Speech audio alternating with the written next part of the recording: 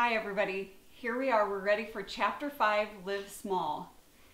Perhaps the most important soul work for me along this whole journey has been to become to understand my utter smallness and my complete neediness and my total ordinariness. A couple of chapters ago, we talked about the idea of having less. In this chapter, we're going to really focus on being less. This is a pretty unpopular message in our culture and in our world, but I think it's really key to understanding our place in the kingdom. I think so much about our lives is pulling us to kind of puff ourselves up and make ourselves great. And while I think it's important to really walk in our giftings and, do the jobs that God has given us, we know that the most important jobs God has given us are to love Him with all of our heart and our soul and our mind and our strength, and to love our neighbor as ourself. Everything centers around those two things.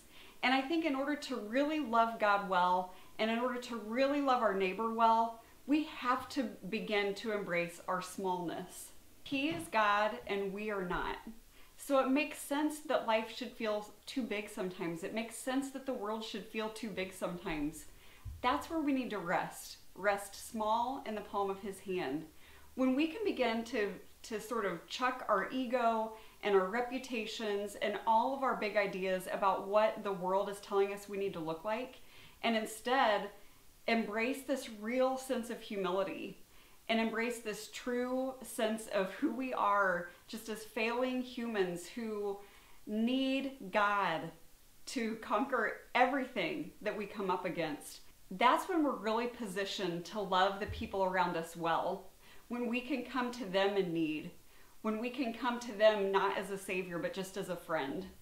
When we can begin to do these things, we really find that we have nothing to lose. All of those things that we've been trying to cling to, once they're gone, we're all on the same playing field. We're all right down where we need to be in order for God to swoop in and take over just as He always intended it.